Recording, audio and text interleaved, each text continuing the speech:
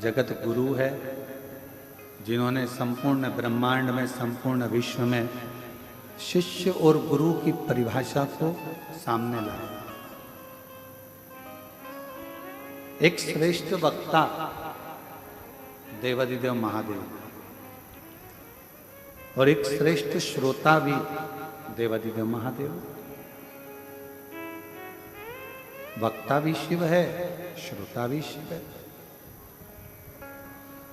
अमरनाथ जी की गुफा में जब भगवान शिव माँ जगतजननी अम्बा पार्वती जी को ज्ञान उपदेश देते हैं, तब पार्वती जी भी शिव जी को अपना गुरु मानकर उस ज्ञान को लेती हैं। जो अमर ज्ञान था, उस ज्ञान को लेकर माँ जगदम्बा भी अमर हो जाती है, जगतजननी भी अमर।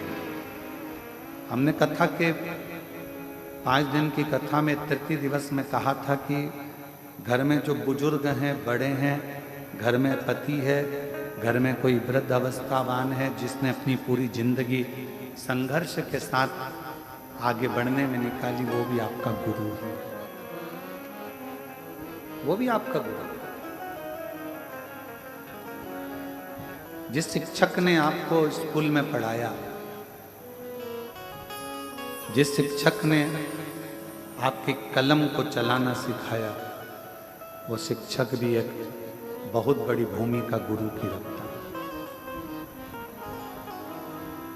एक माता पिता गुरु, शिक्षक और गुरु, ये जिंदगी के वो पहल हैं जहां आप इनकी छत्र छाया में अपने जीवन को आगे बढ़ा सकते हैं।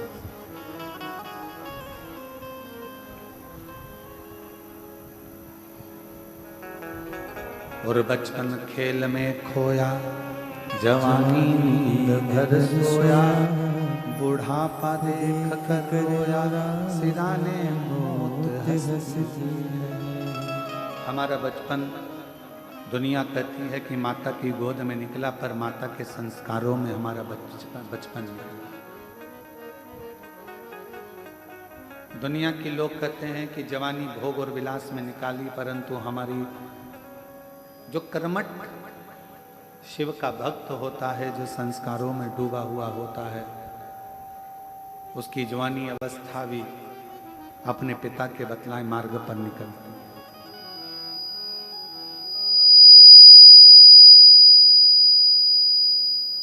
और एक अच्छा शिक्षक आपकी जिंदगी में मिल जाए तो वह आपके सारे मार्गों को विद्या के माध्यम से खोल देता है। और फिर चौथी अवस्था में जो बुढ़ापा है, उस बुढ़ापे में सब साथ छोड़ देता। कौन देगा साथ?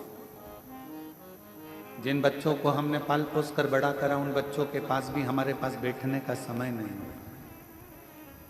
जिन बेटियों को हमने पाल पोस कर बड़ा करा, उन बेटियों के पास में भी हमारे पास बैठने का समय नहीं।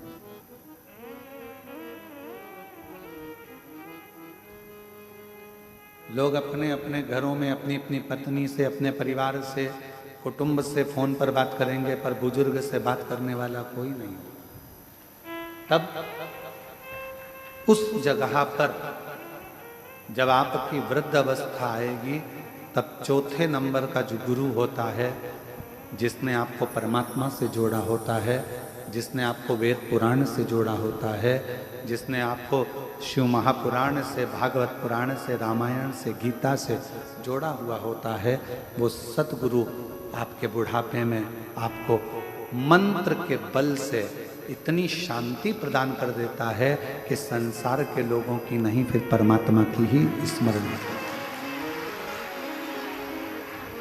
फिर संसार के लोगों का स्मरण नहीं आएगा, फिर स्मरण आएगा तो परमात्मा का।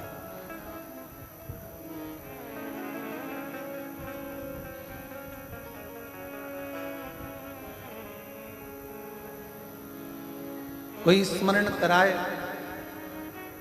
एक अवस्था के अनुसार परमात्मा की भक्ति को धारण करवाने के लिए गुरु का पद बहुत जरूरी है।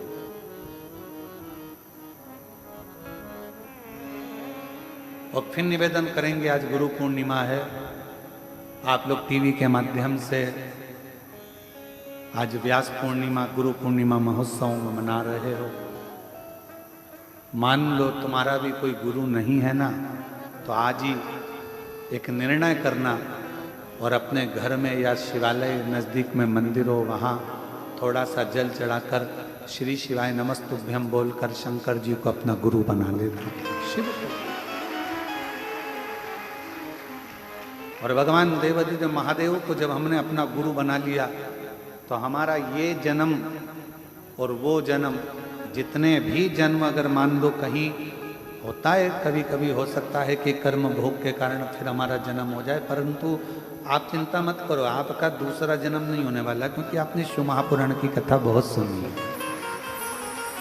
तो हम आपके लिए तो नहीं, परंतु हो किसी के लिए कि भाई ये जन्म वो जन्म, ना जाने कितने कितने जन्म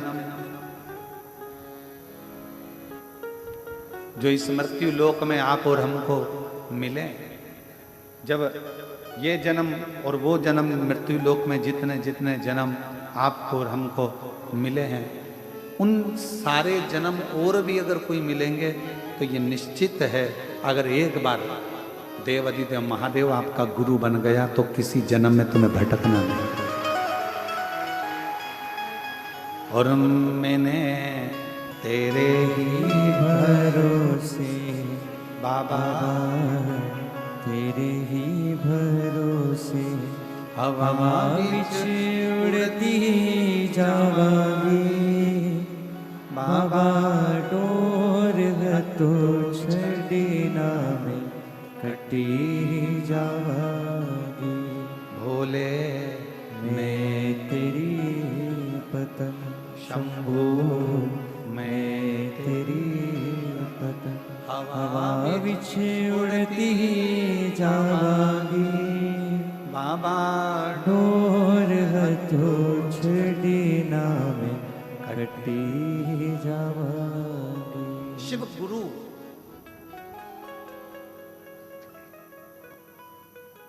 वर्ष में केवल एक ही दिन होता होगा। हाँ, और जगह पर हम नहीं कह सकते कि और गुरु मंत्र पूरे साल मिलते हैं, अन्य जगह पर दिए जाते हैं और भी गुरुजन वर्ष भर गुरु मंत्र देते हैं, पर कुबेरेश्वर धाम पर तो केवल एक ही दिन, केवल गुरु पूर्णिमा के दिन ही गुरु दीक्षा और शिव दीक्षा देते, केवल एक दिन। और शायद केवल एक ही दिन ऐसा होता होगा, शिव दीक्षा गुरु दीक्षा का दिन, जिस दिन आप लोग अपने हाथ से हमारे हाथ में श्रीफल देते होंगे और वो श्रीफल हम लेते हैं। नहीं तो केवल एक गेहूं का दाना और श्रीफल आज के दिन हम आप लोगों से हाथ में झेल लेते हैं, क्योंकि आज गुरु पूर्णिमा है, व्यास पूर्णिमा। बाकी का पूरा साल, पूरे वर्ष में ऐसा कोई दिन नहीं होगा जिस दिन हम आपसे हाथ में कुछ झेलते हो। केवल एक आज का दिन, गुरु पूर्णिमा। क्यों? क्योंकि उस दिन केवल श्रीफल या गेहूं का दाना देने के लिए कुबेरेश्वर धाम पर भक्त नहीं आता। उस दिन अपने भीतर के विकारों को मिटाने के लिए, अपना अहंकार, अपनी अभिमत्ता, अपना व्यसन, अपनी गलत आदतें, जब हम गुरु के हाथ में श्रीफल अन्न देते हैं तब हम अपनी पूरी गलतियों को गुरु के चरणों में छोड़ देते हैं। गुरु के चरण। इसलिए वर्ष भर में आप लोग जो लाखों की संख्या में आए हो, इतनी भीड़ जो हो रही है कुबेरेश्वर धाम पर, इतना भक्तों का सैलाब अगर कहीं देखने को मिलता है, शायद आप भी सोचते होंगे कि और भी जगह पर गुरु दीक्षा ली जा सकती है, पर कुबेरेश्वर धाम पर इतनी लंबी लाइन केवल गुरु मंत्र लेने के लिए, जो कि 3-3, 4-4, 5-5 घंटा, बल्कि हमारे हिसाब से तो सुबह से लेकर 10 बजे तक भी आप लोग लाइन में लगे हो, तो लगभग 5-5, 6-6 घंटे लाइन में लग आप लोगों ने गुरु दीक्षा ली, शिव दीक्षा। इतनी लंबी लोगों ने इंतजार किया। और ईश्वर को पाना और गुरु को पाना कोई सरल नहीं है। जब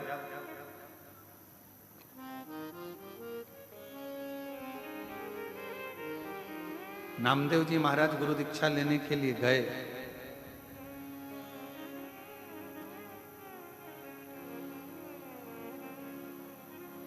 विशोबा थिएटर जी ने कहा इतना भीड़ लगा हुआ है, गुरु दीक्षा लेने आए हैं, इनकी थोड़ी परीक्षा तो होना चाहिए।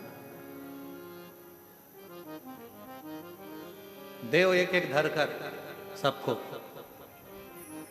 नामदेव जी ने कहा हम यहाँ गुरु मंत्र लेने आए हैं, यहाँ हम कुछ महारथी खाने थोड़ी ना आए, हम तो गुरु दीक्षा लेने के लिए आए। और फिर अंत में विशोबा थिएटर जी ने कहा एक काम करो कि सबको अंदर बुलाओ, जिसने धक्का खा लिया, जिसने मार खा ली। और नामदेव जी बाहर खड़े हुए थे तो विशोबा थिएटर जी ने बुलाकर पूछा, नामदेव क्या बात है? मैं गुरु मंत्र लेने के लिए आया था, पर इतना धक्का खाना, इतना परेशान होना, इतना कष्ट झेलना। विशोबा थिएटर जी ने कहा, नामदेव जो गुरु के दरवाजे पर एक बार धक्का खा लेता है फिर वो दुनिया के धक्के कभी नहीं खाता।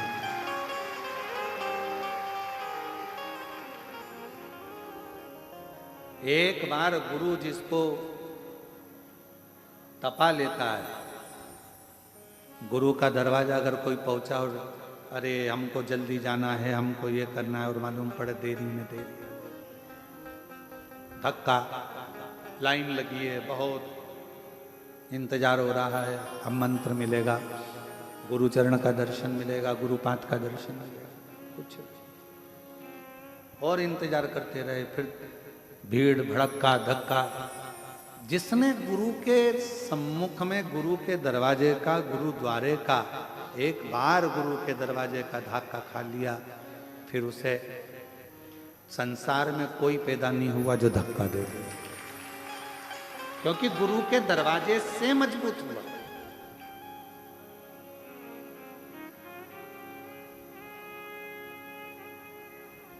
जो ब्राह्मण बच्चे गुरुकुल में पढ़ते हैं, उनको गुरुकुल में जाने पर कपड़े खुद धोइए, बर्तन मांजिए, भोजन बनाइए, सेवा करिए, झाड़ू लगाइए, पौधा लगाइए, वृक्षों में पानी दीजिए, सबके कपड़ों की घड़ी बनाइए, जाओ सेवा पर सेवा, सेवा पर सेवा।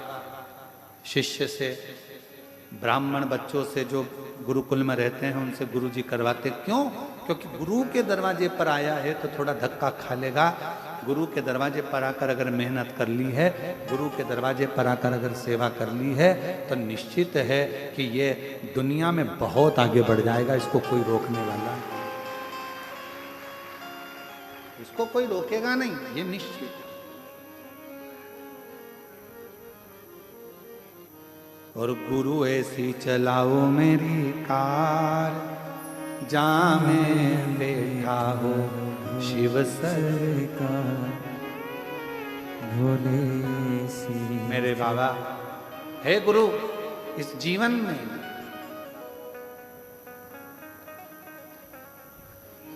और इस गाड़ी के चार हैं पाए, इस गाड़ी के सारे धर्म, अर्थ, काम और मोक्ष के ये चार चक्के हैं।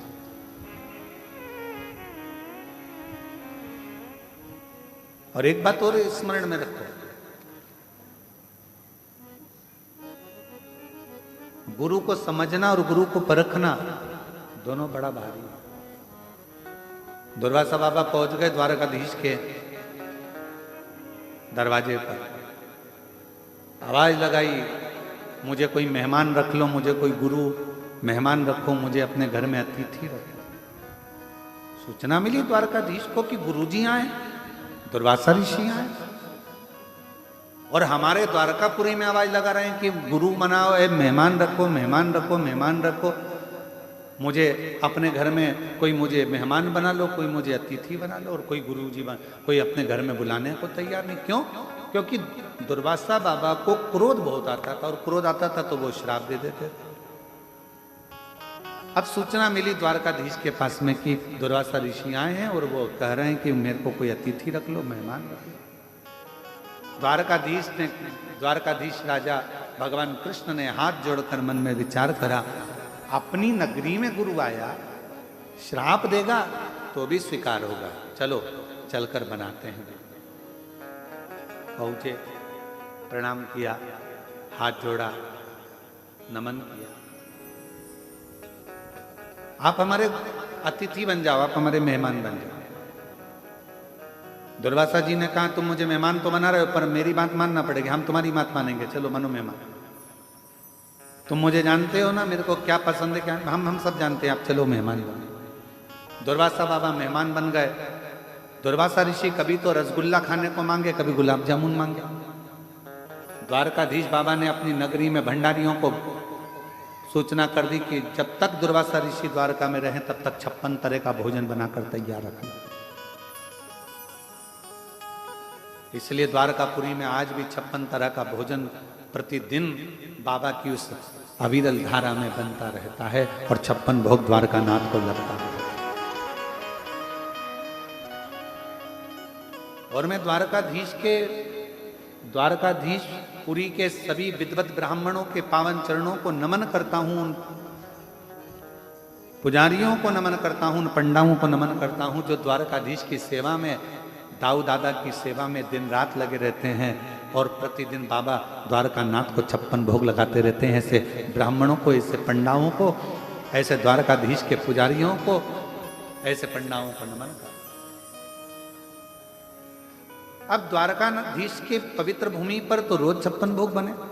एक दिन दुर्वासा बाबा जिस कुटिया में रहते थे उसमें उन्होंने आग लगा दी। आग लगाने वाला कोई दूसरा नहीं था, दुर्वासा ऋषि ने लगा। पूरे नगरी में बात हो गई, दुर्वासा जी की कुटिया जल गई, कुटिया जल गई। सबने पानी लाए डाले, द्वारकाधीश आकर खड़े हो गए। भगवान द्वारकानाथ ने कहा, आग कैसे लगी? सब आग बुझाने में लगे थे। दुर्वासा ऋषि पीछे से आके थपथपाकर पीठ को बोले, मैंने लगाई। द्वारकानाथ बोले, आपके घर में आपने ही आग लगा दी? तो कहा, मेरी मर्जी, मैं तो मेहमान हूं, आग भी लगा सकता हूं। द्वारकानाथ ने सोचा, ठीक है, जो हरी इच्छा। अब उधर तो झुपड़िया जल रही थी, और द्वारकानाथ से दुर्वासा ऋषि ने कह दिया कि मुझे खीर खाना है, अभी की अभी बुढ़ी। खीर लेने के लिए आवाज लगाई द्वारकानाथ ने, रुक्मणी जी खीर लेकर आई। रुक्मणी जी ने खीर द्वारकानाथ को दी, द्वारकानाथ ने खीर दुर्वासा ऋषि को दी। दुर्वासा बाबा ने खीर आधी खाई, और आधी खाकर भगवान कृष्ण के ऊपर फेंक दिया कटोरा।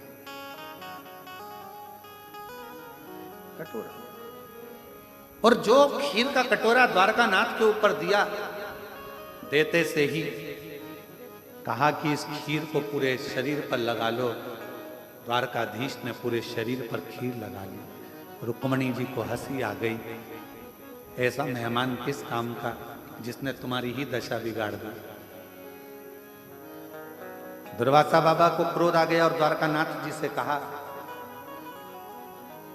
आज मैं रथ पे बैठकर पूरी द्वारका घूमने के लिए जाऊंगा, पर रथ में कोई घोड़ा और घोड़ी नहीं लगेंगे, रथ को खींचने के लिए रुक्मणी लगेगी। ये हंसी है ना, इस रुक्मणी को रथ खींचने के लिए लगाना पड़ेगा। माता रुक्मणी जी को रथ खींचने के लिए लगाया गया। भगवान द्वारकानाथ पीछे पीछे चल रहे थे। दुर्वासा बाबा हाथ में चाबुक लेकर रथ पर चल रहे थे। थोड़ी दूर रुक्मणी से रथ खींचते बना, फिर आखिरी में रुक्मणी जी चक्कर खाकर नीचे गिर गईं। जल का छींटा देकर उठाया, और उठाकर दुर्वासा ऋषि ने कहा, द्वारकानाथ, इन रुक्मणी जी ने मेरी हंसी उड़ाई है, इनको तुम्हें द्वारका से त्यागना पड़ा। आज भी द्वारकापुरी में रुक्मणी जी का मंदिर द्वारकाधीश के मंदिर से कोसों दूर है। अगर आप लोग गए होंगे द्वारकानाथ कभी द्वारकाधीश दर्शन करने के लिए, तो आपने दर्शन किया हो। और भगवान दुर्वासा ऋषि ने कहा कि मैंने तुझे खीर खाकर तुम्हारे शरीर पर खीर फेंकी थी, वो खीर तुमने पूरे शरीर पर नहीं लगाई। कहा नाथ लगाई तो शरीर पूरे शरीर पर, पांव के तलवे में वो खीर नहीं लगी। प्रभु आपकी खाई प्रसादी थी, मैंने सोचा पांव के तलवे में कैसे लूं। दुर्वासा जी ने कहा एक गुरु अपने शिष्य को अगर जो कार्य करने को बोले, अगर वो कार्य पूर्ण तरह से शिष्य करे तो ये निश्चित है वो बड़े से बड़े काल से भी बच सकता है। और द्वारकानाथ आपने अपने गुरु का कहना ना माना, शरीर पर खीर तो लगाई पर पांव के तलवे को छोड़ दिया, इसलिए तुम्हारे प्राण छूटेंगे तो पांव के तलवे से छूटेंगे। अगर भागवत जी में आपने श्रीमद् भागवत में श्रवण करा होगा तो भागवत में वर्णन आता है कि जरा नाम के व्याघ्र ने बाण छोड़ा था, भगवान पांव के ऊपर पांव रखकर बैठे थे और पांव के तलवे में वो बाण लग गया था और द्वारकाधीश के प्राण शरीर वो पांव के तलवे से छूट गए, पांव के तलवे से। भगवान दुर्वासा ऋषि ने कहा कि मैंने तो तुमको ये एक कवच दिया था, और गुरु कभी भी दुनिया की दृष्टि में भले लोगों को लगे कि गुरुजी ने अपना शाल दे दिया, गुरुजी ने अपना सामान दे दिया, गुरुजी ने बेलपत्र दे दी, गुरुजी ने ये दे दिया, ना बिना मांगे द्वारकाधीश बाबा को मांगना नहीं पड़ा, दुर्वासा बाबा से बिना मांगे ही खीर फेंक दी थी, कवच दे दिया था। गुरु से मांगना ना पड़े और गुरु हृदय से अगर कृपा की दृष्टि ही कर दे, मुस्कुरा आनंद के साथ एक बार गुरु अगर देख ही ले तो समझ लो कि जिंदगी सवर जाए, जिंदगी सवर। अब यहां तो मांगा नहीं गया है, खीर फेंकी गई है शरीर। कई लोग कहने ये शॉल तो इतना 50 रुपए का होगा, 200 रुपए का होगा, गुरुजी ने जो दिया वो 200 का होगा, 250 का होगा, 500 का होगा, 1000 का होगा, 10,000 का होगा, या गुरुजी ने जो दिया वो छोटा मोटा होगा, हल्का फुल्का होगा। पर गुरु शिष्य को कुछ भी हल्का नहीं देता, वो गुरु शिष्य को उतना देता है कि वो हल्के से वजनदार होता चले, हल्का नहीं देता। कितना सुंदर कहा है, एक करोड़पति व्यक्ति, एक धनपति व्यक्ति, एक अरबपति व्यक्ति, एक खूब अच्छा विद्वान से विद्वान व्यक्ति खूब पढ़ गया, लिख गया, खूब आनंद की जिंदगी में जी रहा है। स्वामी विवेकानंद जी का संवाद है रामकृष्ण परमहंस जी से।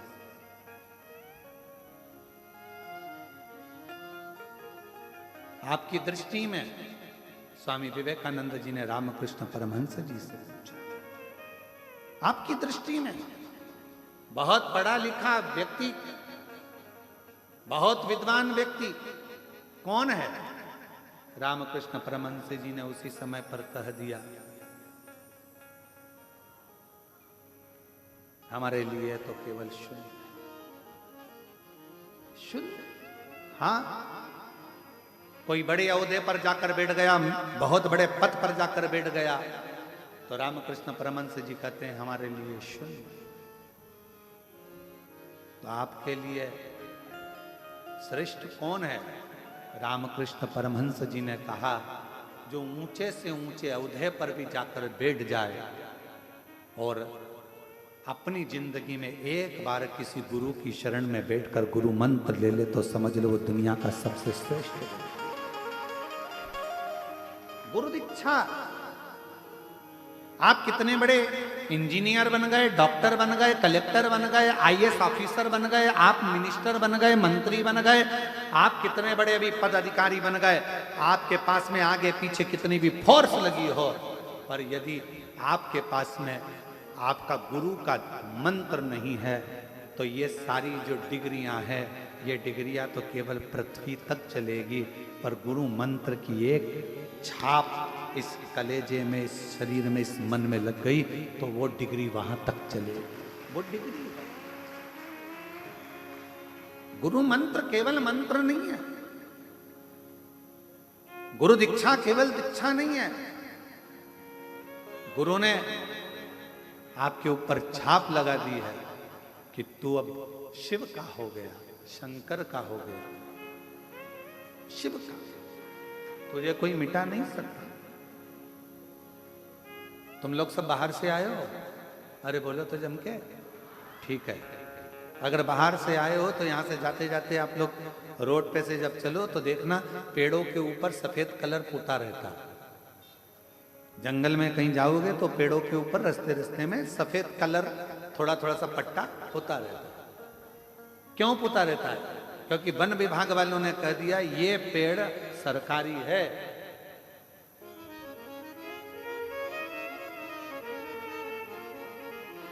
ये पेड़ सरकारी है,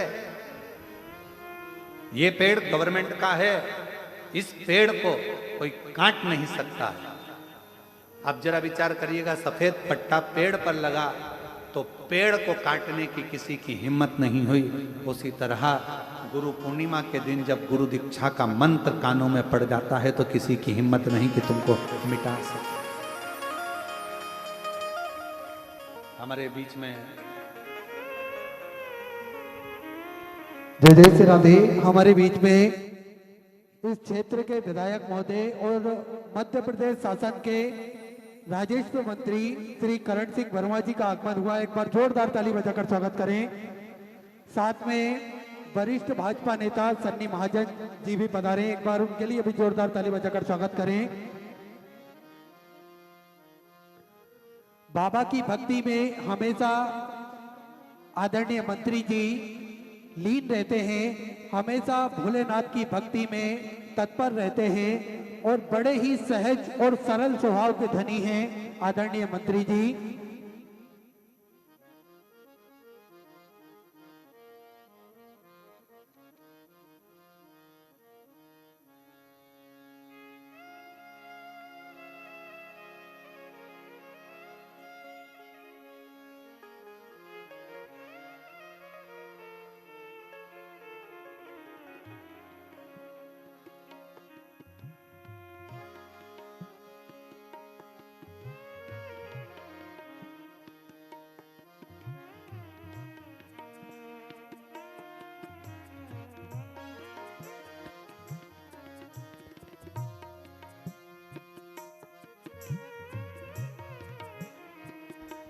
एक बार माननीय मंत्री जी का स्वागत।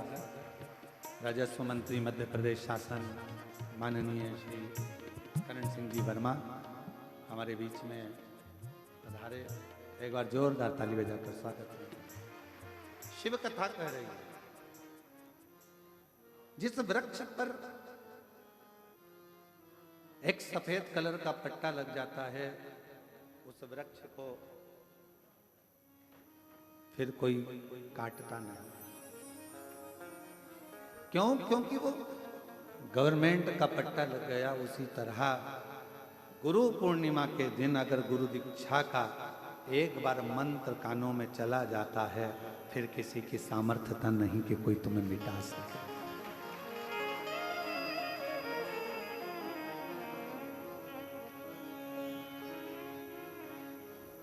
बस याद रखो, अपने विश्वास को पक्का रखो, शिव के प्रति भी और गुरु के प्रति।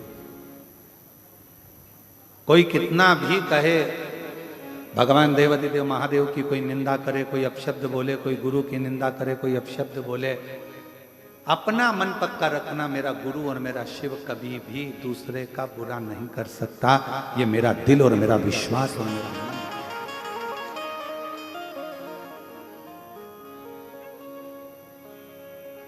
फूलों की कलियों में, काशी की गलियों में, फूलों की गलियों में, काशी की गलियों में, तेरे बिना कुछ कहीं ना, तेरे बिना भी क्या जीना। ओ बाबा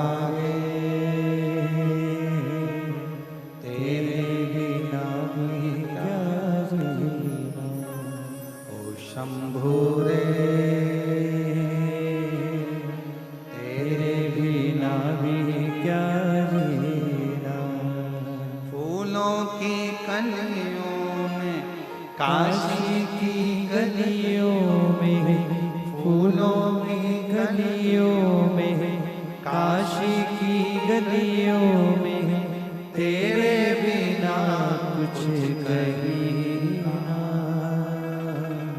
तेरे बिना भी क्या जीना बाबा रे, तेरे बिना भी क्या जीना ओ गुरुदेव रे, तेरे बिना भी क्या जीना। अपने जीवन को श्रेष्ठ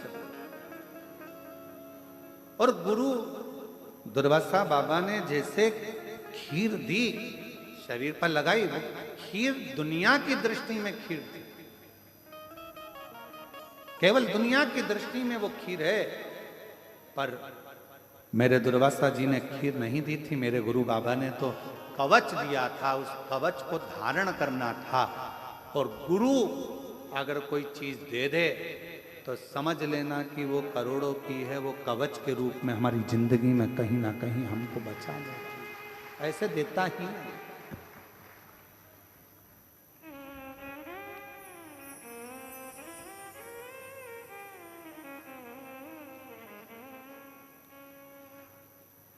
बस अपने जीवन को शिव के रंग में रंगना।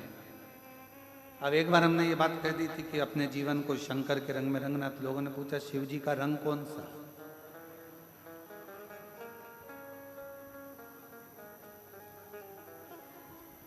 शिव जी का रंग कौन सा? अच्छा जाने तो पानी का रंग कौन सा होता है? पानी का कोई रंग होता है? जम के तो बोलो जरा। नहीं। शिव जी को चढ़ता क्या है? जल। जल का रंग नहीं होता, शिव का कोई रंग नहीं है। जो जिस रंग में रंगना हो उस रंग में शंकर को रंग सकता है। जल को लाल कलर डाल दो लाल हो जाएगा, पीला डाल दो पीला हो जाएगा, काला डाल दो काला हो जाएगा, हरा डाला हरा हो जाएगा, गुलाबी डाला गुलाबी हो जाएगा। तुम जिस रंग में रंगोगे उसको वो रंग। जल और देव अधिदेव महादेव ऐसा ही ऐसा। एक छोटा सा गरीब, कितना सुंदर व्याख्यान आया। कड़प भील रहता वन में, लोगों को शिव जी की आराधना करना देखा, उसने भी सेवा करना चालू करी। मुंह में पानी भर लिया क्योंकि लोटा नहीं था जल चढ़ाने, लोटा नहीं था। हमको एक स्मरण आ रहा है, सोमानी जी कथा कराए थे परली बैजनाथ में, और परली में कथा चल रही थी, सोमानी परिवार कथा कराया था। अब सोमानी जी बोले गुरुजी दर्शन के लिए चलना है। हमने कहा बिल्कुल चलो। दर्शन करने के लिए गए तो हमने देखा एक छोटी सी लड़की थी, लगभग उसका उम्र होगा 6-7 साल की, 7 साल उम्र होगा उसका, 7-8 साल अपन मान।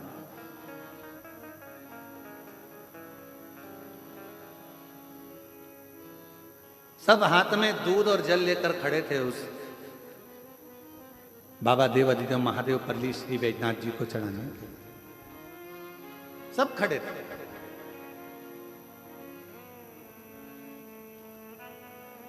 और एक छोटी सी लड़की अपनी मम्मी का हाथ पकड़ी थी। उसके हाथ में जल का पात्र नहीं था, उसके पास में खुद का एक छोटी सी फ्राक पहनी थी, जिस फ्राक में ऐसी बद्दी लगी थी, बद्दी में से एक रुपट्टा निकला हुआ था पतला सा। वो रुपट्टा आगे का भाग उसका गीला था, उस गीले रुपट्टे को पकड़ी हुई थी। हमको लगा कि अभी तो ऐसा मौसम भी नहीं है कि पानी में गीला हो गया हो, तो हमने सोमानी जी से कहा सोमानी जी जरा रुको, मेरे को इस बेटी से बात कर। हम बेटी के पास गए, उससे कहा श्री शिवाय नमस्तुभ्यम। उसने कहा सीवर वाला महाराज। हमने कहा तो हमने पूछा बेटा तुम्हारे हाथ में क्या है? तो कहा कपड़ा। अच्छा तो तुम ऐसी क्यों पकड़ी हो? कहा गीला है। हमने पूछा